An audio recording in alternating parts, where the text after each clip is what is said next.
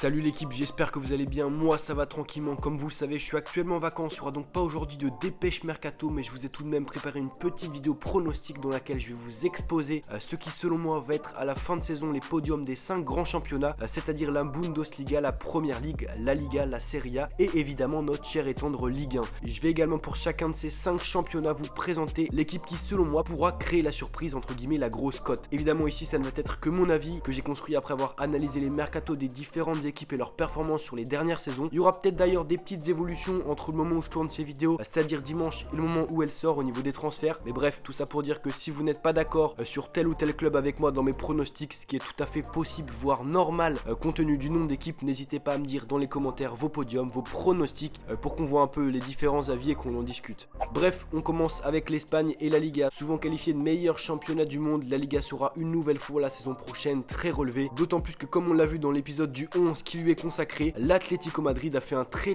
gros mercato, notamment en faisant venir Thomas Lemar et Gelson Martins. Dauphin du Barça la saison dernière, je vois encore cette saison les Colchoneros terminer deuxième derrière le Barça qui s'est plutôt bien renforcé, recrutant notamment l'anglais, Malcolm ou encore Arthur, mais surtout devant le Real Madrid, orphelin de Cristiano Ronaldo et peut-être de Modric, et qui pour le moment n'a recruté aucun galactique à proprement parler. Alors certes, Vinicius Junior c'est un très bon joueur, un joueur d'avenir, mais très honnêtement, il est pour le moment encore loin d'être un joueur de niveau mondial. Pour moi, ça va être une saison de transition post-Ronaldo pour le Real avec l'arrivée d'un nouvel entraîneur et les clés de l'attaque qui vont être données à Bale en attendant que Vinicius Junior grandisse et prenne en maturité. Et très honnêtement, je mets le Real 3ème si les choses en restent là, mais si jamais Modric venait à rejoindre l'Inter, je pense que Valence pourrait vraiment venir jouer les troubles faites et pourquoi pas terminer devant le Real à la fin de la saison, surtout s'ils arrivent à finaliser le transfert de Guedes qui semble vraiment vouloir venir à Valence. Le club valencien serait d'ailleurs pour moi vraiment l'équipe à suivre la saison prochaine. Dans le dur, depuis 2 saisons, les Valenciens ont fait une incroyable saison l'année dernière en terminant 4ème à seulement 3 points du Real, et grâce à un très bon mercato de leur part avec notamment le recrutement de Kondogbia, Diakabi et Vass, ils peuvent vraiment faire quelque chose. Je vois donc le Barça terminer premier de la Liga. Après je vois quand même une saison compliquée et serrée jusqu'à la fin avec une équipe de l'Atlético très solide et qui sera dure à distancer.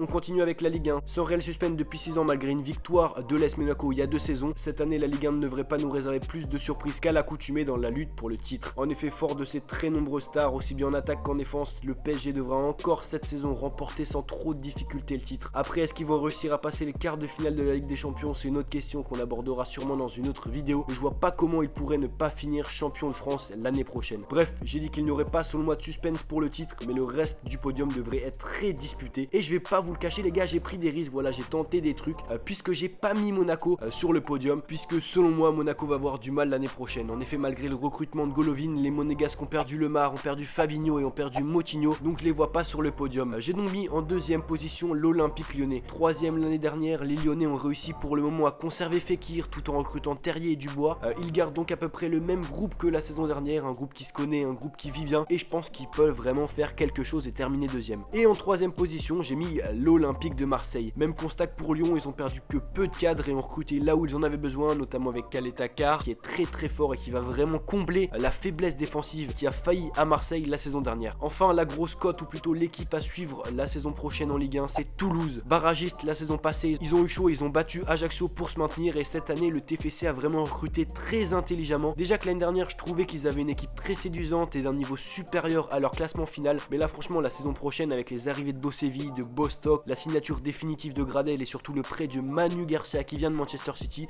Toulouse peut vraiment faire je pense un top 8 la saison prochaine. Championnat suivant, la Première Ligue, certainement l'un des championnats les plus impressionnants, les plus disputés du Big Five. Le championnat anglais, fort de ses millions investis dans le marché des transferts, sera lui aussi très intéressant à suivre cette année encore. Je pense que plusieurs équipes pourraient postuler à la première place, mais je vois encore une fois Manchester City être sacré cette année. Ils ont le même groupe que l'année dernière avec Mahrez en plus, ils se connaissent tous, Guardiola les connaît tous, bref ils vont être extrêmement solides la saison prochaine et quasiment impossible à battre. En 2ème position, j'ai mis Liverpool, excellent également la saison dernière, notamment en Ligue des Champions, ils nous ont vraiment impressionnés en atteignant la finale. Les Reds, comme je l'avais montré dans le premier épisode du 11, ont réussi à vraiment se renforcer, à renforcer leur équipe là où il fallait, avec les arrivées de Naby Keita, de Fabinho, tout en réussissant à conserver le trio d'attaque Mané, Salah, Firmino, qui fera à n'en pas douter des dégâts à l'année prochaine. Enfin, j'ai longtemps hésité pour la 3ème place, mais j'ai finalement choisi Manchester United, là encore le même groupe que la saison dernière avec Fred pour renforcer offensivement et pallier au possible départ de Martial. Les Red Devils ont tenu tête la saison dernière à Manchester City pendant une bonne partie de la saison, et je les vois bien terminer à la 3ème place, même si Arsenal avec avec Emery peut également y prétendre au vu de son recrutement également très intelligent, notamment Leno qui est une bonne recrue. Pour moi la grosse cote de cette saison en Première Ligue ça va être Crystal Palace, 11e la saison dernière. Palace s'est plutôt bien renforcé cet été avec l'arrivée gratuitement du grand espoir allemand Maximilian Meyer mais également de Kouyaté, et je pense que Crystal Palace pourrait faire une bonne performance cette année. Avant-dernier championnat, la Bundesliga. Je vous avoue que c'est pas un championnat que je suis minutieusement, mais je vais tout de même vous donner mon avis et mon pronostic pour cette saison. Bon, champion, aucune surprise, je mets le Bayern qui domine outrageusement le championnat allemand depuis 6 ans et qui ne devrait pas déroger à la règle cette saison encore. Très fort, même trop fort pour le championnat allemand, les Bavarois devraient remporter tranquillement un 7e championnat d'affilée selon moi. Mais je pense que le vrai suspense dans ce championnat, ce qui va vraiment être intéressant, c'est la lutte pour la 2e et la 3e place. En effet, on était habitué à voir comme dauphin du Bayern pendant longtemps le Borussia Dortmund, mais comme on l'a vu depuis des saisons, le Borussia va mal. Cependant, je pense que le recrutement de Diallo, de Delaney, pourrait vraiment faire du bien à l'équipe, même si je pense que ça sera pas suffisant pour aller chercher la 2e place. Je vois bien le Borussia terminer à la 3e place, d'autant plus que Marco Reus a l'air de revenir à son meilleur niveau, il a même été nommé capitaine, donc je pense qu'il peut vraiment faire du bien. Et donc, à la 2e place, entre le Bayern et le Borussia, je mettrai Schalke 04, qui avait déjà terminé 2e la saison dernière et qui s'est bien renforcé cet été, recrutant notamment Mascherel ou encore Serdar. Je vous avoue que je connais pas assez ce championnat pour vous dire quelle équipe selon moi créera la surprise, mais ceux qui connaissent vraiment bien la Bundesliga, les gars, dites-moi tout ça en commentaire, dites-moi selon vous quelle équipe pourra créer la surprise en Bundesliga. Enfin, on termine avec très certainement le plus attendu des 5 grands championnats, la Serie A.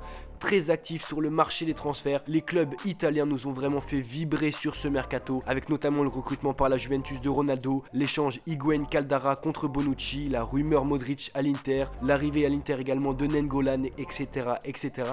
Bref, je passe à mon pronostic. Premier, sans surprise, la Juventus qui a une équipe incroyablement solide et équilibrée, qui fera pour moi des dégâts aussi bien en Serie A qu'en LDC. J'avais d'ailleurs fait un épisode du 11 sur leur équipe très solide, allez checker ça si vous l'avez pas vu. En deuxième position, j'ai mis l'Inter.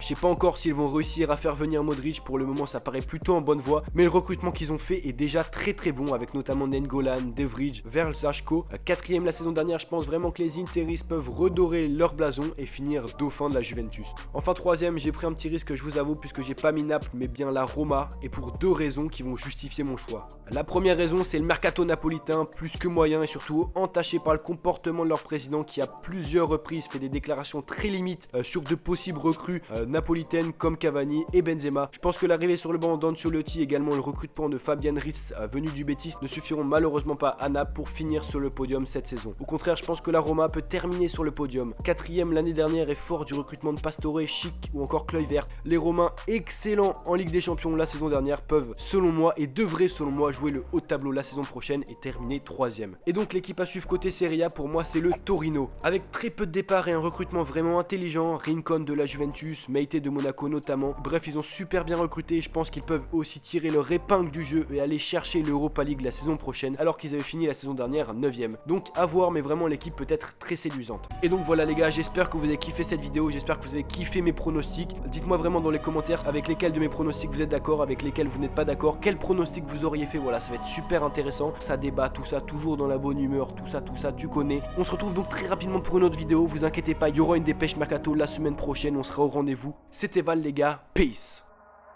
Rien à foutre des codes 3-2-5, c'est mon pote dans le top, on shoot ton pote 3-2-5, on défonce les portes, c'est le cœur qui parle 3-2-5, j'invente les codes, que des